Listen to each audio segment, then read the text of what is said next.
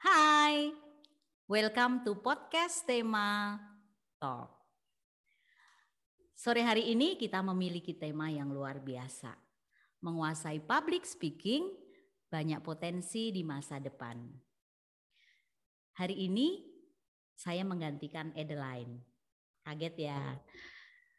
Adeline sakit, jadi saya, Uning Anastasia, menggantikan beliau untuk mendampingi narasumber kita yang luar biasa. Hari ini kita akan membicarakan bagaimana itu public speaking. Nah, teman-teman di sana ada yang sudah paham belum tentang public speaking? Tuliskan di chat room apa arti public speaking. Supaya saya bisa paham nih dari audiens yang hadir di podcast sore hari ini, apakah sudah tahu tentang podcast atau belum? Silahkan tulis di chat room. Oke. Terima kasih untuk teman-teman yang sudah hadir di podcast sore hari ini. Kita akan mengembangkan diri bagaimana berbicara di depan umum dan kita akan menggali informasi dari narasumber yang sudah berpengalaman malang melintang di public speaking. Baik, saya akan bacakan kalau sudah ada chat dari kalian tentang public speaking. Apa sih itu public speaking?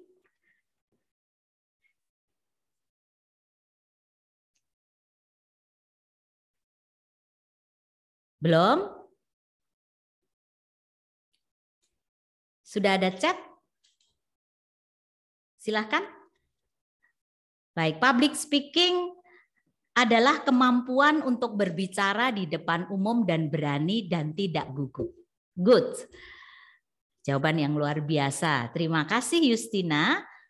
Ada juga yang public speaking adalah host, sama dengan host. Ya, salah satu bentuk dari public speaking pada saat seseorang menjadi host. Lalu tampil percaya diri dan menguasai materi saat berbicara di depan umum. Terima kasih Kimberly, luar biasa dari jawaban kalian. Nah, dari hal-hal yang sudah 3 hal yang disampaikan oleh teman-teman kita, betul bahwa contohnya pada saat saya berbicara seperti ini juga salah satu bagaimana bentuk public speaking. Oke. Tadi Kimberly menyampaikan bahwa berbicara penuh keberanian, perlu percaya diri gitu ya, berbicara di depan umum gitu. Nah, pertanyaan berikutnya adalah sebetulnya public speaking itu sudah kita miliki sejak lahir atau ada bisa karena proses belajar? Menurut kalian gimana? Coba tulis juga di chat. Ya. Lalu bagaimana sih meningkatkan kemampuan public speaking? Step-stepnya seperti apa? Usaha yang harus dilakukan apa saja? Supaya benar pada saat menjadi public speaking, audiens bisa menangkap dengan baik apa yang disampaikannya. Oke, jangan ragu karena sebentar lagi kita akan mengenal lebih jauh. Kita lihat ya tulisan teman-teman, apakah itu berasal dari lahir atau harus diasah gitu. Putri Bunga menyampaikan kemampuan yang dimiliki seseorang dalam menyampaikan dan mempresentasikan satu topik di depan umum. Bahwa public speaking itu bisa karena proses belajar. Ya, ada yang proses belajar. Public speaking bisa karena proses belajar. Ya, ada beberapa yang menyampaikan ada proses belajar nih gitu. Tapi ada pendapat dari Veronica bisa dari lahir selama bisa bersuara dan mau menyuarakan pendapat dan menerima pendapat. Itulah public speaking. Baik, kita tanyakan yuk kepada narasumber kita. Kita sambut Miss Bernadetta Nina Melinda. Halo, selamat sore. Salam Selamat sehat sore, dan Miss salam Nina. sejahtera. Halo semuanya. Halo Mbak Uning, Ibu Uning. Oke, terima kasih. Suatu kebanggaan bagi kami, Stella Marian, bisa menghadirkan Miss Nina untuk berdiskusi bersama. Beliau ini adalah talent koordinator dan juga eksekutif produser dari stasiun televisi swasta terkenal di Indonesia. Nah, kenapa kita mengundang beliau? Kalau dilihat tadi talent koordinator, lalu juga eksekutif produser. Kita lihat ya. Halo Miss Nina, selamat sore. Halo, selamat sore Ibu Ning. Miss Nina, mau nanya nih. Sebelum mencapai jenjang karir yang sekarang ini, sebetulnya karir Miss Nina itu dimulai dari mana sih? Ya, terima kasih Ibu Uni. Jadi sebetulnya kalau boleh jujur nih, awal-awal itu saya tuh sebetulnya tidak pernah membayangkan bahwa saya sekarang ini berada di posisi saat ini menjadi seorang jurnalis televisi. Awal-awal waktu itu saya SMP, SMA, dan kuliah. Itu awalnya saya ingin menjadi guru. Pertama guru, dosen, kemudian endingnya adalah saya ingin menjadi seorang diplomat loh. Nah, Ibu Ning, jadi tidak pernah terbayangkan saya tiba-tiba udah kecemplung aja di dunia jurnalis. Jadi ceritanya itu saat saya waktu itu mungkin teman-teman yang mungkin sebelumnya pernah ngobrol dengan saya itu tahu banget bahwa sebelumnya tuh saya ambil sekolah lagi. Saat saya ambil sekolah lagi saya iseng ini berawal dari iseng ini Ibu Uning. Saya mendatangi TVRI Yogyakarta yang saat itu belum ada pembukaan lowongan untuk pekerjaan sebagai jurnalis. Jadi saya datang, saya memberanikan diri ke kantor mereka dan saya melamar menjadi seorang reporter waktu itu. Ya sudah, kami taruh di sini CV-nya Mbak Nina ya, gitu. Nanti kalau memang kami butuh, kami panggil, seperti itu ceritanya. Singkat cerita, selang 2 minggu kalau nggak salah ingat, selang 2 minggu saya dipanggil dan saya menjalani tes. Dan disitulah dari titik awal saya di TVRI Yogyakarta, saya jatuh cinta di dunia jurnalis TV. Begitu Mbak Uning ceritanya. Jadi jatuh cinta ya? Iya, ternyata asik gitu loh di dunia jurnalis ini. Satu sisi saat saya berada di Yogyakarta, saya juga mengajar waktu itu kayak short course English, short course seperti itu. Jadi ada dua tugas yang saya jalani saat itu. Kemudian baru saya hijrah ke Jakarta, saya pindah ke Jakarta saat ada kawan juga mengajak saya, ada lowongan loh waktu itu namanya TV7 bukan Kompas TV seperti sekarang. Ada lowongan, saya memberanikan diri untuk keluar kota. Sekedar mencari pengalaman awalnya waktu itu. Sampai sekarang Ibu Uning, saya tetap di posisi sebagai jurnalis televisi. Oke. Begitu ceritanya. Ya. Nah, Mbak Nina atau Miss Nina, kalau tadi disampaikan bahwa Miss Nina pendidikannya adalah S1 ya, bahasa Inggris tuh. Lalu tadi ada kuliah tambahan. Kuliah tambahannya adalah kajian politik Amerika. Ya. Lalu kuliah S2 lagi. Sebetulnya sejauh mana sih pendidikan mendukung karir Miss Nina? Kalau saya boleh bilang sangat-sangat mendukung. Jadi jadi begini ya teman-teman, ilmu yang kita timba selama kita sekolah itu, ilmu yang kita pelajari itu sangat mendukung dan sangat berguna. Apapun itu, contohnya waktu misalnya saat saya sekolah saya belajar bahasa Inggris, atau saat saya ngambil sekolah lagi saya belajar juga soal ilmu politik Amerika. Saat saya menjalani profesi saya sebagai jurnalis sekarang, ilmu itu sangat berguna. Saat saya harus melakukan wawancara, saat saya harus translate berita bahasa Inggris, atau berita-berita dari APTN, Reuters, seperti itu, atau kita juga translate berita dari luar negeri. Kemudian saat kita ditugaskan ke luar negeri untuk meliput sebuah peristiwa, waktu itu pengalamannya adalah saat saya meliput kesepakatan damai antara Indonesia dan juga GAM waktu itu di Finlandia, Helsinki ya, tahun 2004. Itu berguna banget. Jadi saat kita harus membuat lobby, wawancara narasumber, jadi ilmu-ilmu yang kita dapatkan selama kita di sekolah, ya selama SMP, SMA, dan kuliah, itu sangat berguna sekali. Apalagi saat kita pernah mengalami organisasi OSIS ya, waktu zamannya Mbak Nina. Nggak tahu Ibu Uning kalau sekarang apakah sama namanya masih OSIS. Jadi pengalaman berorganisasi. Waktu itu Mbak Nina sempat menjadi ketua OSIS, kemudian sempat menjadi waktu itu masih ospek dia namanya, sempat jadi ketua ospek juga. Jadi pengalaman berorganisasi di masa sekolah, melatih kemampuan diri kita, melatih keberanian kita gitu. Itu akan sangat banget terasa saat kita memasuki dunia kerja saat ini. Begitu Ibu Uni. Oke, Miss Nina atau Mbak Nina tadi ya, membahasakan diri Mbak Nina. Mbak Nina berarti kalau boleh saya ambil garis benangnya nih, bahwa pendidikan sangat mendukung. Satu, karena menimbulkan rasa kepercayaan diri. Betul. Lalu tadi pengalaman berorganisasi tadi juga menambah wawasan bagaimana menghadapi orang, bagaimana menyelesaikan dinamika kelompok sehingga menimbulkan kepercayaan lebih lagi gitu ya Mbak Nina. Nah, saya pengen tahu nih Mbak Nina, pada saat pertama kali Mbak Nina jadi presenter gitu ya, apa sih yang disiapkan Mbak Nina saat itu? Ya, menarik banget nih pertanyaannya Ibu. Jadi saat saya menjadi seorang presenter, jadi dari awal itu saya reporter sebelum saya menjadi seorang presenter. Jadi kalau teman-teman tahu di sini semua, jadi seorang presenter itu tidak melulu baca berita. Kalau dari TV7, kemudian Kompas TV, kami itu ditugaskan juga di lapangan. Seorang presenter yang baik itu harus bermula dari dia seorang reporter di lapangan. Karena bagaimanapun dia akan memahami berita yang akan dibawakan. Jadi awal-awal saya menjadi seorang presenter itu memang perjalanannya panjang, Ibu Uning dan teman-teman semuanya. Jadi tidak langsung saya siaran waktu di Jakarta. Saya digembleng 2 tahun selama di lapangan.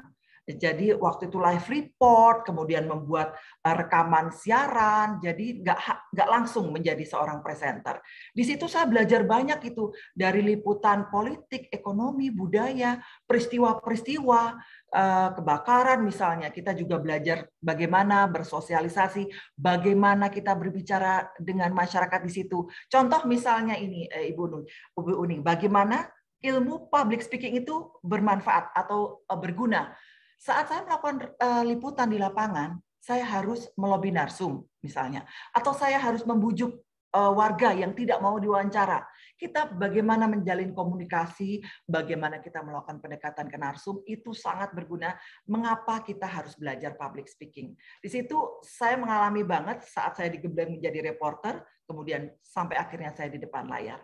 Begitu Ibu Uning ceritanya. Jadi memang bertahap. Berarti luar biasa banget ya, banyak hal yang harus disiapkan ya.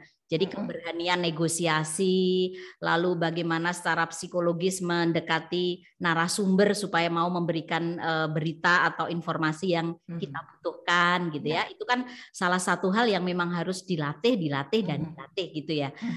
Miss Nina, pernah nggak mengalami pada saat menjadi MC misalnya tiba-tiba mix-nya ini mati? Ya, apa yang dilakukan Miss Nina atau Mbak Nina nih? Ya, pernah waktu itu menjadi MC, tiba-tiba listrik mati.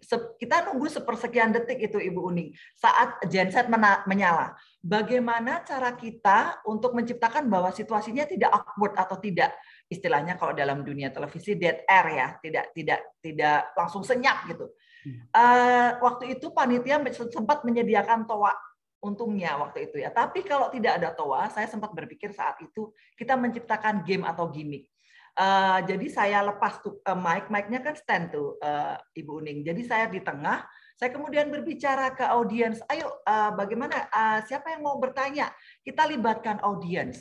Jadi tidak melulu di acara terpaku dead air seperti itu. Jadi tidak awkward gitu loh Bu Uning. Jadi memang kita harus mempunyai strategi cadangan saat kita diwajibkan memandu acara. Itu sering banget saya alami saat saya pernah menjadi MC acara peresmian waktu itu gedung di sekolah di Jogja waktu itu. Sempat mati terus putus-putus. Yang saya lakukan, saya tinggalkan mic, kemudian saya libatkan audiens. Ayo kita lanjutkan lagi. Waduh, ininya mati tapi semoga tidak menyurutkan semangat kita ya gitu. Jadi memakai memang suara asli ya Ibu Uning. Jadi tapi tidak harus teriak-teriak. Di saat sepersekian detik mic menyala baru saya kembali. Jadi memang strategi gimmick-gimmick lah istilahnya, improvisasi memang sangat dibutuhkan. Itu membutuhkan memang pengalaman dan learning by doing tadi, Bu Uning. Jadi memang harus pintar-pintar kita untuk menyiapkan strategi cadangan gitu. Ya. Itu Bu Uning. Oke Mbak Nina, luar biasa. Berarti memang kita harus kreatif ya, menyelamatkan situasi betul. Dan acara tetap berjalan gitu ya. Oke Mbak Nina, tadi kalau sebagai talent producer ya, talent koordinator, berarti kan memahami kebutuhan dari produksi itu sendiri ya. Jadi talent-talentnya ini yang dibutuhkan standarnya seperti apa sih? Bisa di-sharingkan nggak pengalaman untuk menjadi koordinator talent ini? Jadi begini, saya menjadi posisi saat ini menjadi talent koordinator, dipercaya, puji Tuhan dipercaya oleh Kompas TV hingga saat ini. Tugas saya itu menyaring presenter yang siaran di Kompas TV. Memang step untuk saya cerita dulu dari sisi saya. Kalau saya menjadi talent koordinator ini, saya menjalani dari reporter kemudian menjadi seorang junior produser, baru kemudian eksekutif produser, dan juga merangkap sebagai talent koordinator. Memang membutuhkan waktu yang bertahap. Dan tugas sebagai seorang talent koordinator itu saya dipercaya untuk menyaring teman-teman jurnalis yang akan melamar ke Kompas TV, Ibu Uning. Jadi awalnya tuh begini, kalau saya wawancara misalnya ya, ada yang datang nih tiba-tiba ngelamar gitu kan, saya mau siaran gitu kan, saya mau jadi presenter. Terus saya jelaskan, menjadi presenter di Kompas TV tidak melulu siaran, karena ada beberapa yang merangkap presenter reporter, presenter merangkap produser, presenter merangkap EP, eksekutif produser. Jadi behind the scene-nya teman-teman, kita tuh tidak hanya siaran aja di layar. Satu sisi kita membantu peliputan, satu sisi kita juga membantu melobi narsum, dan kita juga sering banget membantu membuat naskah, itu khusus untuk presenter produser. Jadi memang ada tugas lain behind the scene-nya, di balik layarnya seorang presenter itu siaran. Kenapa presenter juga diceburkan, istilahnya seperti itu ya, dicemplungkan untuk ikut produksi? Karena biar ada pemahaman sebelum dia memulai siaran, membaca rundown seperti itu, memahami materi atau peristiwa atau topik yang akan dibawakan. Apalagi kalau dialog. Seorang presenter tidak hanya misalnya baca kertas selesai, itu tidak. Jadi dia harus memahami soal materi yang akan dibawakan. Seperti itu. Jadi memang dari teman-teman mulai saat ini alangkah lebih baik kita mulai melatih kepercayaan diri ya, Ibu Uning ya. Jadi kita melatih kepercayaan diri kita berorganisasi. Di dalam kelompok belajar, misalnya kita ketemu teman-teman, misalnya, yuk kita bikin diskusi yuk, diskusi kecil-kecilan. Di situ mulai dipupuk sejak awal atau sejak dini keberanian kita mengungkapkan pendapat di depan teman-teman saat kelompok belajar. Seperti itu, Ibu Uning. Ya, setuju. Stepnya, betul. Jadi memang kalau anak-anak ya, pada saat ada belajar kelompok, pada saat ada diskusi kelompok, kalau ada kesempatan siapa yang mau jadi ketua, siapa yang mau jadi pembicaranya menyampaikan hasil diskusi, coba ambil bagian itu. Tadi kalau Mbak Dina menyampaikan perlu banyak hal yang harus disiapkan, perlu banyak skill selain membacakan atau membawakan acara, ternyata di belakangnya itu butuh skill-skill yang memang harus disiapkan dari kecil atau dari sekarang. Nah, bagi teman-teman audiens yang biasa memimpin acara, berarti juga harus memahami ini. Jadi banyak membaca materi apa yang mau disampaikan. Termasuk sore hari ini pun semalam saya juga menyiapkan diskusi TikTok dengan Mbak Nina.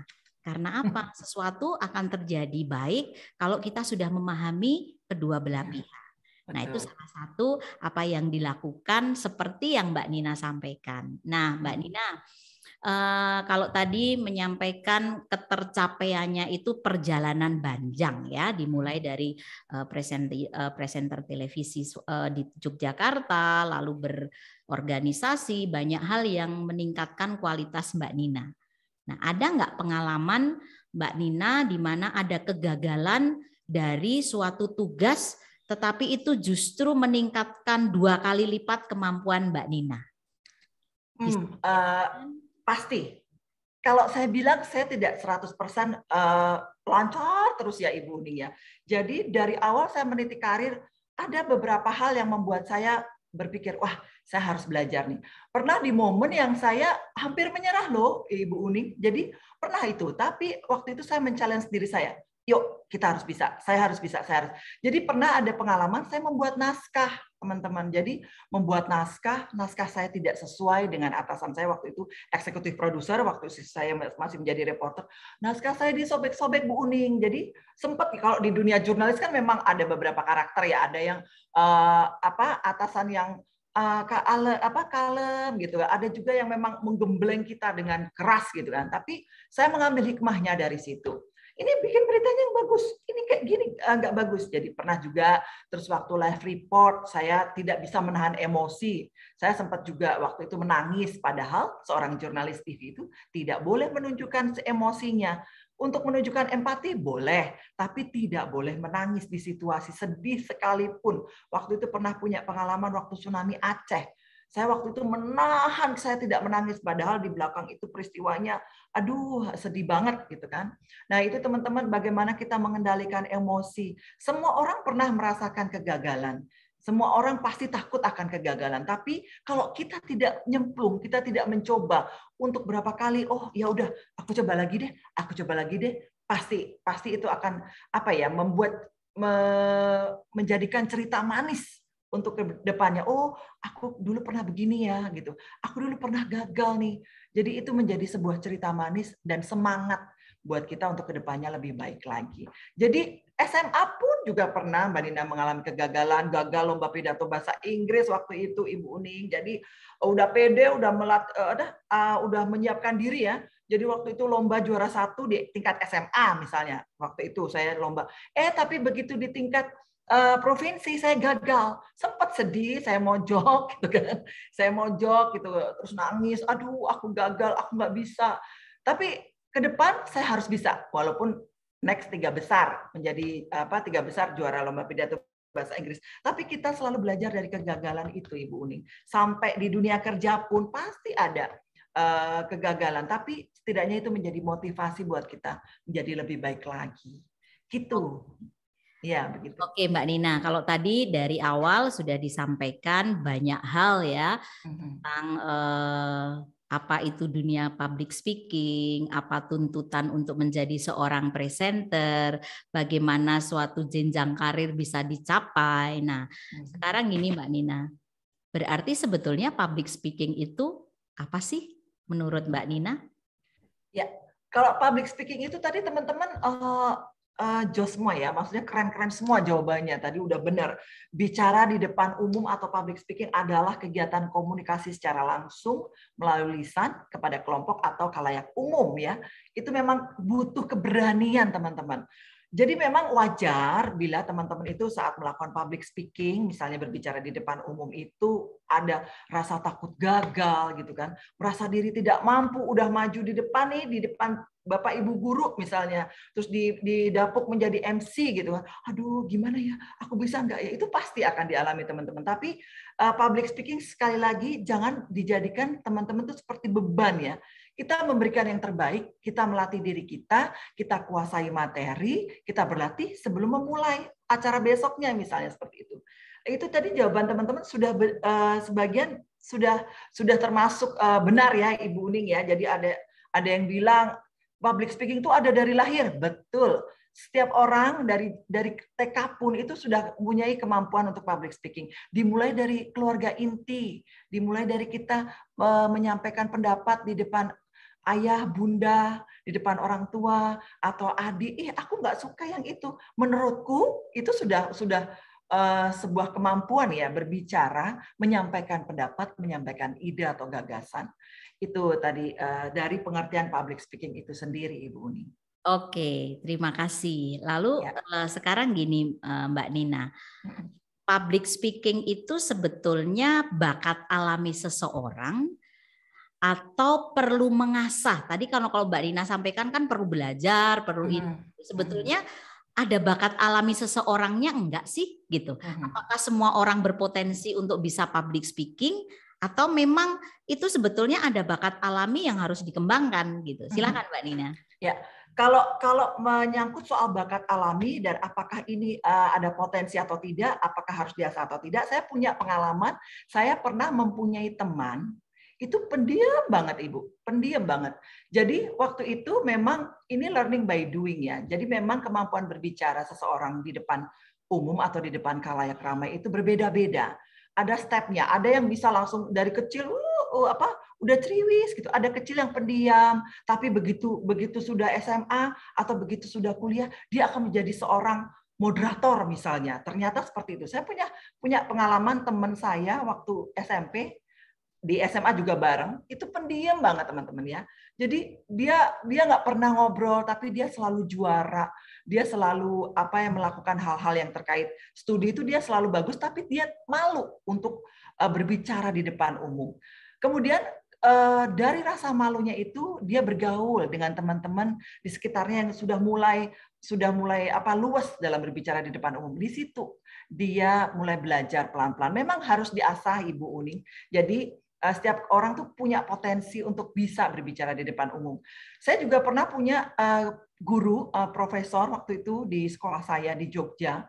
Beliau juga ada rasa enggan sebetulnya kalau diminta berbicara di depan umum. Tapi saat didorong oleh teman-teman sesama dosen waktu itu, Ibu, jadi dia mulai berani. Jadi memang gini teman-teman, tidak melihat dia pintar atau tidak. Semua orang pasti punya kemampuan untuk public speaking ini. Tapi bagaimana kita men-challenge diri kita mengasah diri kita untuk berani berbicara di depan umum. Sebetulnya semua bisa, Ibu Uning, untuk berbicara di depan umum. Memang stepnya, tahapnya memang berbeda-beda setiap orang. Begitu, Ibu Uning. Baik, terima kasih Mbak Nina. Nih kalau misalnya kita jadi MC nih, jadi MC itu kan ada MC formal, ada MC non formal gitu ya, ada MC yang untuk suasana sukacita, ada MC suasana duka. Nah, ini kan juga salah satu bentuk public speaking. Ini pasti tuntutan skillnya berbeda dong gitu. Nah, bagaimana Mbak Nina punya pengalaman membedakan hal ini? Ya, kalau saya pernah punya pengalaman menjadi MC acara waktu itu, acara-acara kayak karyawan gitu ya Ibu ya, kayak paguyuban karyawan. Sama satu sisi saya pernah menjadi MC waktu itu acara berduka, acara kedukaan. Di situ kita harus mempunyai kita mengasah empati atau feeling kita. Aku harus bagaimana ini? Gitu ya teman-teman. Misalnya teman-teman diminta untuk acara-acara yang resmi, misalnya pernikahan atau misalnya ulang tahun teman, atau misalnya nanti ya ke depan untuk acara MC-MC yang formal atau non formal, teman-teman harus pelajari dulu materinya seperti apa. Teman-teman harus misalnya koordinasi dengan PIC acaranya. Besok seperti apa ya? Lokasinya di mana? Jadi kita tidak bisa memukul rata dengan suasana hati kita. Misalnya kita lagi gembira nih, tiba-tiba kita besok diminta untuk membawakan acara yang formal misalnya, menjadi MC acara yang formal banget yang harus misalnya potong pita peresmian, itu tidak bisa kita menggunakan bahasa yang informal, kita harus bahasa yang formal. Itu pentingnya kita mempelajari materi sebelum acara dan pentingnya bagaimana kita berkoordinasi dengan PIC acara atau panitia acara ya teman-teman. Jadi misalnya nih kayak Mbak Susanti Halim diminta menjadi MC acara peresmian sekolah Stella Maris di Australia misalnya, seperti itu ya, cabang di Australia gitu kan. Nah, Mbak Susanti mempelajari dulu tuh, kalau perlu bertanya kepada Ibu Uning, Bu, besok siapa aja yang hadir ya Bu? Terus besok lokasinya di mana? Jadi memang kalau bisa 10 menit atau 30 menit sebelum acara harus hadir. Karena untuk mempelajari situasi di sekeliling. Itu Ibu Uning. Jadi memang perlu persiapan matang, kita tidak bisa menyamaratakan saat kita menjadi MC. Memang koordinasi dengan panitia itu penting, mempelajari materi untuk rundown acara ya Ibu ya. Seperti itu Ibu Uning. Oke, Mbak Nina pernah mengalami nggak pada saat menjadi MC atau pembawa acara dalam suasana formal atau misalnya jadi presenter gitu. Ada suasana di mana audiennya itu cuek. Audiennya itu nggak mendengarkan apa yang Mbak Nina sampaikan. Apa yang Mbak Nina lakukan untuk mengatasi situasi seperti itu? Ya, Bu Uning, bagus sekali ini pertanyaan yang sering diajukan ke saya. Bagaimana sih Mbak Nina? Apalagi sekarang zamannya medsos, zaman handphone, semua orang pegang handphone. Pastinya semua sibuk sendiri ngupdate status lah gitu kan, bikin story, ya aku lagi ada di acara ini, seminar ini, sudah tidak memperhatikan MC-nya. Jadi memang penting bagaimana kita juga mengolah situasi ya dalam tanda kutip dengan mengatur nada suara kita, penekanan kita. Iya, Bapak Ibu, teman-teman semuanya, mohon perhatiannya gitu. Jadi ada penekanan suara di situ dan melibatkan audiens agar mereka kayak di switch off, switch on gitu. Hai, tolong dong perhatiin gitu. Tapi kan kita nggak mungkin teriak, hai, ayo perhatiin, perhatiin. Gitu. Kecuali acara yang informal ya, ayo, ayo, ayo. Nah, itu MC acara informal, misalnya acara keakraban bersama teman-teman. Tapi kalau acara formal, nggak mungkin dong kita begini, ayo Pak, Bapak, Ibu, ayo perhatikan. Gitu, nggak mungkin. Intinya bagaimana kita mengolah suara kita. Mohon maaf Bapak Ibu sekalian dan teman-teman yang hadir di sini, para hadirin, mohon maaf, tolong handphonenya di silent. Kita akan memasuki ke sesi acara berikutnya, gitu. Ada penekanan, terus ada senyuman. Saya waktu itu pernah membuat gimmick-gimmick ya. Saya menyapa seorang wanita berbaju merah. Iya Mbak, yang berbaju merah. Jadi semua terdistract tuh. Jadi ketawa gitu kan. Iya, aduh senyumnya manis sekali. Yuk kita akan memasuki sesi berikutnya. Jadi memang improvisasi gimmick-gimmick itu penting ya Ibu Uning ya. Ya memang kembali lagi ke tadi bagaimana keluasan kita. Emang pengalaman sih jam terbang. Tapi saya yakin banget jebolan Stella Maris keren-keren, Bos. Intinya kemarin waktu acara kemarin itu ada 2 orang tuh saya suka banget yang menjadi moderator ya Bu Uning ya. Itu Ya, sama-sama. ya betul. Itu penguasaannya bagus banget. Baik Mbak Nina, teman-teman audiens, kalau misalnya ada pertanyaan yang mau disampaikan kepada Mbak Nina berkaitan dengan profesi beliau atau tentang dunia public speaking, silahkan ditulis di chat room, tuliskan nama, nomor telepon kalian, lalu ID Instagram kalian, pertanyaannya apa, ya, supaya nanti bisa dijawab oleh Mbak Nina. Bagi mereka yang pertanyaannya berkualitas akan mendapatkan giveaway, menarik sekali, gitu ya. Baik, sambil menunggu pertanyaan, Mbak Nina, sekarang ini kan tadi seperti disampaikan Mbak Nina, zaman media sosial, meeting seperti sekarang ini Mbak Nina nggak bisa datang ke sini ke studio, kita dengan Zoom meeting, media Zoom. Audien itu kadang tidak mengikuti kita ya, asal ya diminta bergabung, dia bergabung, nggak on kamera, off kamera, lalu harusnya yang silent itu dinyalakan. Nah, bagaimana seorang Mbak Nina ini menguasai panggung di media sosial pada saat terjadi komunikasi dengan media? Silakan Mbak Nina. Terima kasih Ibu Uni. Saya mempunyai beberapa pengalaman saat saya diminta untuk mengajar. Satu mengajar, kemudian saya menjadi moderator online tentunya. Jadi hal yang saya lakukan pertama adalah sebisa mungkin saya hadir sebelum acara dimulai. Saya tadi sempat contoh hari ini misalnya Bu Uning, saya hadir sebelum acara dimulai 5 menit, 10 menit sebelumnya misalnya. Saya luangkan waktu untuk melihat audiens di sini. Saya sapu lah istilahnya, sisir atau sapu slide-slide-nya siapa saja yang hadir gitu kan. Nah, saat saya menghafali beberapa nama, nggak hafal semua tentunya, tapi saya coba sapu, ada berapa slide? 3 slide di pertemuan pada sore hari ini.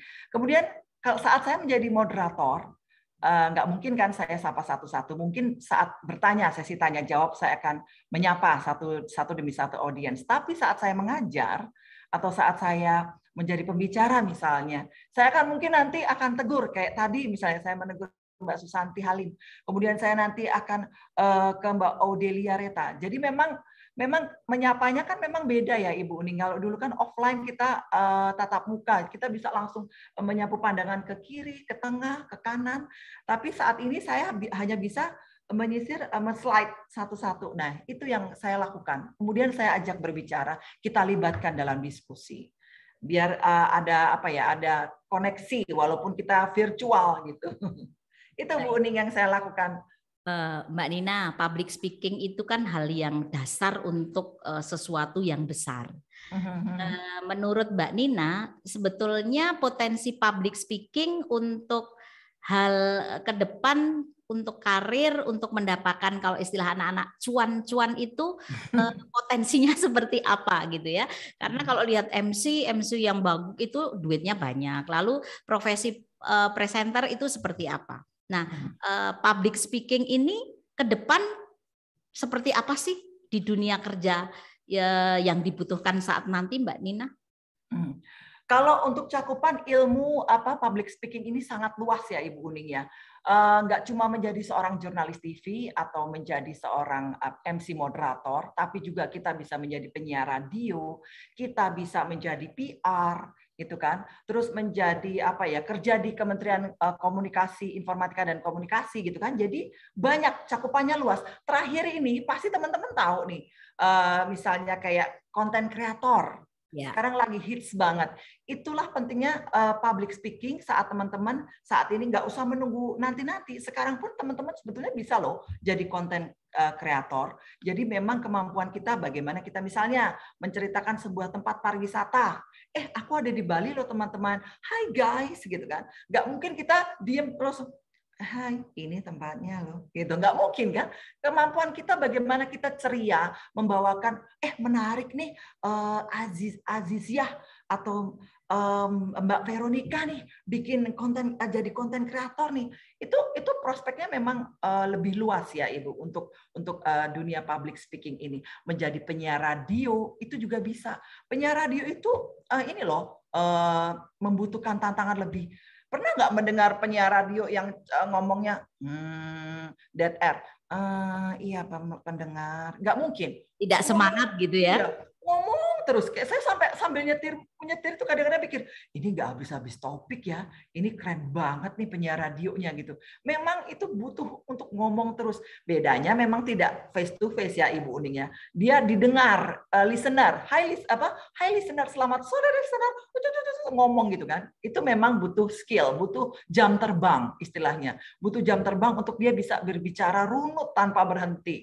Kalau misalnya kita tidak melatih ya nanti ini radio apaan sih? Penyiarnya kok silent, ngomong 1-2 kalimat habis itu baiklah, bagi yang ingin mendengarkan lagu itu udah apa ya, nanti yang ada pendengarnya siapa sih ini penyiarnya gitu. Jadi kembali lagi ke soal konten kreator ya Ibu. Sekarang tuh memang lagi digandrungi anak-anak muda zaman sekarang menjadi seorang konten kreator. Udah mulai bisa loh teman-teman yang hadir di sini. Misalnya melatih keberanian atau melatih kemampuan untuk menjadi seorang konten kreator. Misalnya suasana di sekolah, bagaimana pelaksanaan prokes di sekolah Stella Maris gitu kan. Misalnya sudah dilakukan pertemuan tatap muka nih. Hai teman-teman, aku siswa Stella Maris nih. Ini loh protokol kesehatan yang diterapkan di sekolah aku gitu. Disisir tuh video. Nah, kemampuan membuat video juga harus dilatih tuh. Jangan videonya goyang-goyang, itu juga perlu ya. Jadi memang skill di public speaking termasuk juga kemampuan kita berbicara dan kemampuan kita mengambil gambar. Seperti itu Ibu Uning. Aduh jadi panjang ya Ibu Uning. Mohon maaf. Sekarang saatnya kita membaca pertanyaan dari audiens. Kita munculkan pertanyaannya. Dan teman-teman tadi yang terakhir tadi disampaikan Mbak Nina untuk menjadi konten kreator. Jadi kalau yang pernah mendengar pada saat ada seorang anak ditanya mau jadi apa nanti profesinya, YouTuber gitu ya. Oh ya, itu benar-benar. Berhasil karena membuat konten kreator. Baik. Yang menarik. Pertanyaan yang pertama nih. Selamat sore Miss, mohon izin bertanya, anak berusia 3 tahun sudah nampak pemalu. Apakah dapat berubah menjadi anak yang percaya diri untuk tampil di publik? Padahal saya sudah support untuk sering tampil namun tetap malu. Latihan seperti apa yang cocok dilakukan untuk melatih anak sejak dini agar muncul rasa percaya diri yang tinggi dan suka tampil di depan umum? Mohon tips dan arahannya. Terima kasih. Silakan Mbak Nina. Wah, ini pas banget. Ini yang saya alami loh Ibu Uning. Saya dulu pemalu. Benar-benar pemalu. Saya tuh kalau lihat orang nangis waktu saya umur 3 atau 4 tahun ya, saya lihat orang tuh nangis, aduh sembunyi di belakang ibu saya gitu kan. Tapi memang gini, untuk melatih dari dini anak itu tidak pemalu, mungkin dari awal kita ajak ngobrol. Kita ajak ngobrol. Atau saat kita lagi jalan-jalan, apa itu ya gitu. Ya memang anak 3 tahun kan perlu pendekatan dengan intonasi suara kita. Apa itu ya? Wow, itu mobil. Mobil itu bentuknya kotak misalnya, rodanya 4. Bagaimana menurutmu? Misalnya waktu itu namanya siapa gitu misalnya, di sini siapa ya? Rian gitu. Rian umur 3 tahun misalnya. Mas Rian umur 3 tahun. Bagaimana bentuknya Rian? Dia akan ngomong tuh, ya bentuknya gini gitu. Jadi memang dari kecil kita sering ajak ngobrol. Memang tidak bisa kita paksa langsung bisa gitu kan. Waktu itu saya juga waktu 3 tahun 4 tahun tuh benar-benar kalau ketemu orang saya malunya minta ampun. Saya selalu sembunyi. Di sekolah waktu itu ada kunjungan, waktu itu kan sering ya zamannya Mbak Nina masih SD SMP gitu kan, atau TK ada kunjungan gitu kan, Milo atau apa, sponsor kesehatan, sikat gigi, dokter datang atau vaksin waktu itu kan. Itu saya lari ketakutan gitu kan, sembunyi di belakang pintu di pojok kelas gitu. Nah, memang harus dilatih dari awal, kita ajak ngobrol terus bagaimana kita memberikan sebuah materi misalnya ya kayak tadi mobil lewat, misalnya ada badut atau ada boneka yang dipajang, itu bonekanya keren banget ya, bagaimana menurutmu? Diajak ngobrol aja. Jadi memang komunikasi itu memang harus dijalin dari saat dini ya, memang untuk melatih keberanian. Memang nggak bisa langsung dipaksa sih, Ibu. Itu tadi yang bertanya Ibu Jessica ya. Nah, itu memang tidak bisa dipaksa, tapi memang dari dini kita ajak ngobrol, dengan kita juga ikut bahasa anak-anak ya. Kita tidak bisa memaksakan dengan bahasa kita. Misalnya, apa ini ya, dengan ton suara kita yang jadi kayak guru TK sih sebetulnya, tapi memang itu biar lebih nyaman gitu. Berarti gitu memang saja. Harus dibiasakan ya, kita terlibat membiasakan komunikasi ya. Terus dimintain pendapat Bu Uning, kalau misalnya yang lihat apa gitu, ngelihat badut, misal, itu ada badut, gimana lucu ya warnanya apa, dia akan ngomong tuh, iya nih warnanya pink atau warnanya biru. Sering banget saya melihat teman-teman saya juga yang teman-teman presenter melatih anaknya itu ngajak ngobrol gitu. Itu Bu Uning. Oke, terima kasih. Semoga sudah menjawab ya Ibu. Pertanyaan kedua Kimberly. Nah, tadi juga pada saat ada pertanyaan pertama tentang apa itu public speaking, Kimberly ini aktif menjawab. Pertanyaan Kimberly adalah izin bertanya bagaimana tips public speaking dalam konteks pendidikan, di mana siswa harus mempresentasikan makalah yang audiensnya adalah penguji atau guru-guru yang ilmunya jauh lebih tinggi. Silahkan Mbak Nina. Oke. Kalau ini saya sama mau share juga ya pengalaman saya ya. Saat saya ujian gitu kan, saat saya diminta untuk presentasi gitu kan, makalah gitu kan. Sekarang kan udah SMP, SMA sudah presentasi makalah ya. Kalau dulu kan masih juga sudah ya, SD juga sudah ya, betul sekali Bu Uning. Jadi presentasi makalah kemudian dilatih dari sekarang itu sangat bagus sebetulnya untuk melatih kepercayaan diri kita. Nah, apa saja sih yang harus kita persiapkan? Memang grogi nih, apalagi kalau kita melihat tatapan Bapak Ibu guru udah serius gitu kan. Nah, kalau ketemu yang Bapak Ibu guru mungkin yang sumringah gitu, kita mungkin agak santai tapi tetap aja grogi gitu. Saya pernah mengalami ini saat saya ujian tesis untuk lulus S2 atau tidak gitu. Di situ ada 4 orang, saya diuji soal materi misalnya gitu.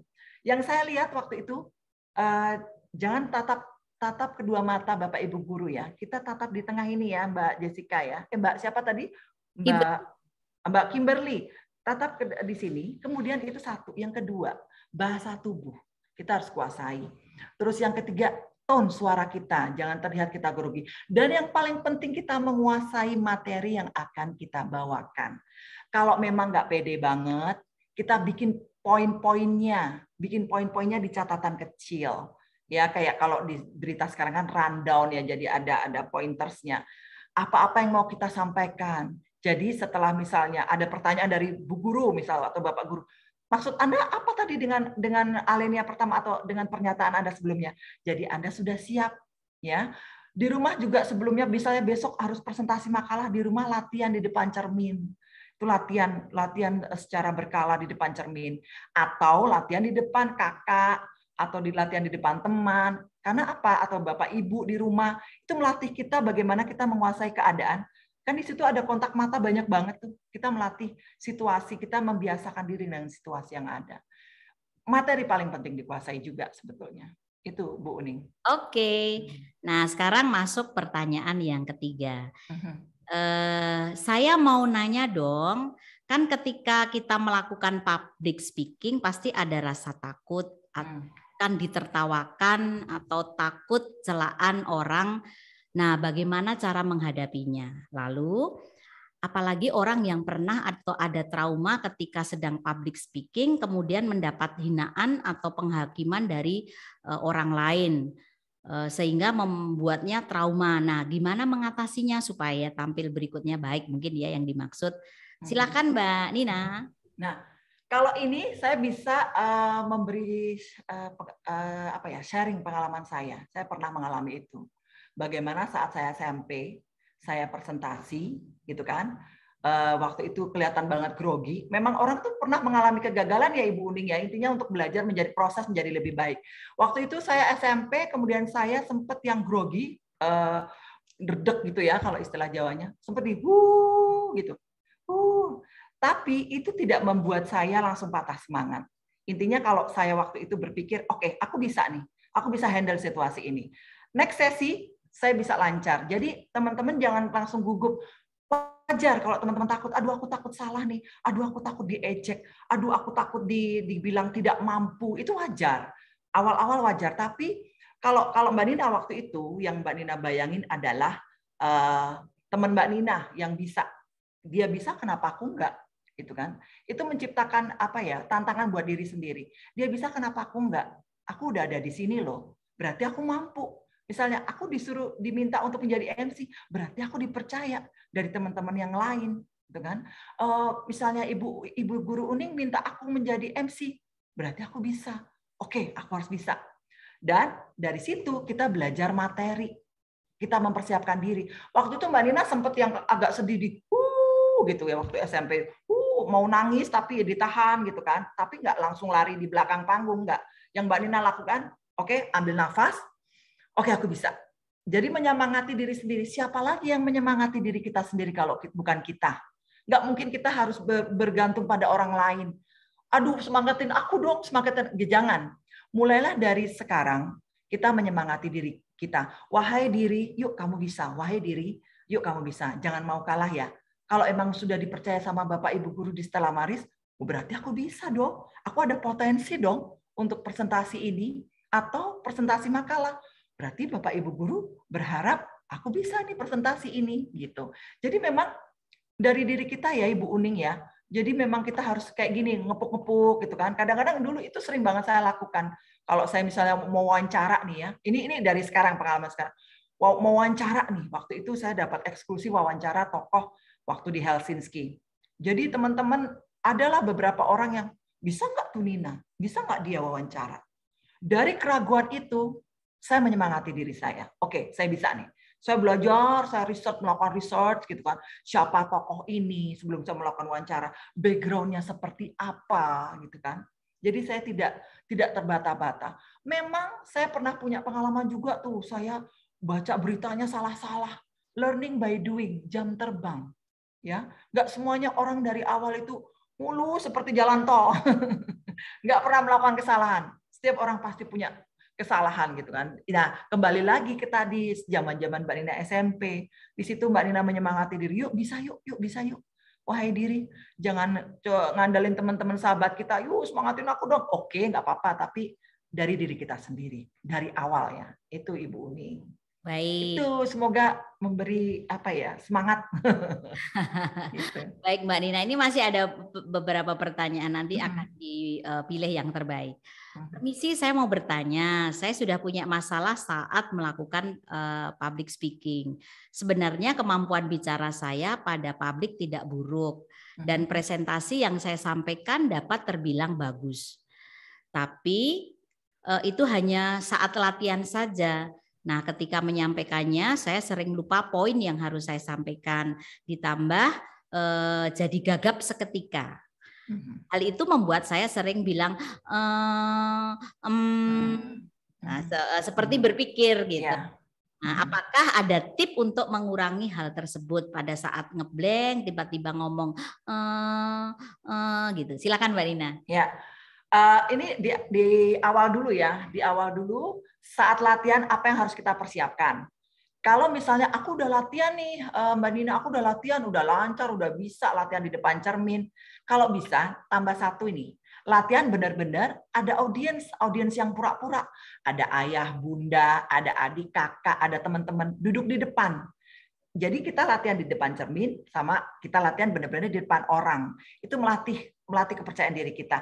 Atau saat kita lagi di jalan nih, mungkin lagi di mobil atau lagi di angkutan atau lagi naik KRL menuju ke sekolah sebelum acara dimulai, kita latihan ngomong. Memang sih, aneh Mbak Nina, nggak pede kayak orang-orang nggak ini ngomong sendiri, enggak. Jadi nggak yang langsung gitu, enggak. Kita latih ngomong dari misalnya, ya selamat pagi sambil ngeliat gitu. Mbak Nina sering banget begitu. Nah, bagaimana caranya kita menghindari atau gitu ya, dead air lah, atau istilahnya kayak yang krik gitu kan. Aduh lupa nih semuanya. Itulah pentingnya kita membuat pointers. Misalnya catatan kecil, atau kita sudah belajar ini di sini. Kalau memang udah terbiasa kan di sini nih poin-poinnya. Aduh, lupa yang ini nih, yang A, ya udah deh ke B gitu. Jadi kita harus langsung menangkap ini bisa saya sharing saat saya wawancara nih. Sudah saya persiapan matang, tiba-tiba dapat narsumnya yang nggak banyak bicara Ibu Uning. Ya, begitulah ya gitu. Jadi saya langsung cek ke next topic. Ganti walaupun ini belum terjawab misalnya, nanti saya gali lagi nih, balik lagi, ya pertanyaan tadi belum dijawab loh gitu. Jadi ingat, jadi bagaimana kita menciptakan kayak pemicu atau trigger. Oh aku lupa nih, ya udah next dulu deh, next materi dulu deh. Nanti juga akan ingat, akan kegali lagi gitu sih. Biasanya gitu untuk tidak menciptakan krik diam kelamaan atau itu juga dihadapin oleh seorang reporter yang saat melakukan live report. Itu bagaimana pentingnya dia mempelajari, menguasai materi sebelum dia melakukan live report. Itu. Jadi pentingnya kita menguasai materi memang kembali lagi ke tadi ya, berlatih langsung aja di depan orang-orang beneran gitu. Maksudnya yang tidak cermin, tapi ada bapak, ibu, teman, sahabat gitu. Itu. Oke, terima kasih Mbak Nina. Ada pertanyaan lagi sih, tapi itu hampir sama dengan yang diajukan dua penanya terakhir. Semoga Mbak Suryaningsih ya sudah terjawab apa yang ditanyakan. Nah, kalau saya bisa sharing nih Mbak Nina, pengalaman saya pada saat tadi saya masih di kampus sana, saya menyiapkan di depan teman-teman leader. Saya ngomong sendiri tuh seolah-olah saya baru mempresentasikan sekarang mau menyiapkan dengan Mbak Nina. Lalu tadi di jalan juga dengan driver saya bilang, dengerin ya, saya mau nanti ngomong apa. Tetap ada rasa grogi, tapi bagaimana kita bisa menguasai itu. Baik, Mbak Suryaningsih, pertanyaannya sepertinya sudah terjawab ya. Ya, baik. Sebelum saya menyampaikan pemenang giveaway-nya, ada tip nih pengalaman saya pada saat menjadi lektor gitu ya. Biasanya saya mempraktekkan di depan cermin, Mbak Nina. Ya, di depan cermin saya ngomong sendiri, terus sambil saya rekam, lalu setelah itu didengarkan apa yang kurang, lalu diulang lagi. Nah, itu tip. Selain tadi kalau kita simpulkan apa yang disampaikan Mbak Nina banyak banget. Untuk menjadi menguasai public speaking, penguasaan tentang background dari materi yang akan disampaikan harus dikuasai. Lalu bagaimana menguasai teknik-teknik penguasaan audiens, lalu juga cara berpikir yang cepat untuk mengatasi suatu situasi gitu ya. Lalu didukung juga skill-skill yang lain supaya tampilan kita itu baik dan menarik, dan apa yang kita sampaikan sampai kepada audiens, termasuk cara duduknya seperti apa, bahasa tubuhnya seperti apa gitu ya Mbak Nina. Baik, pemenang giveaway sore hari ini adalah yang pertama Vika, selamat.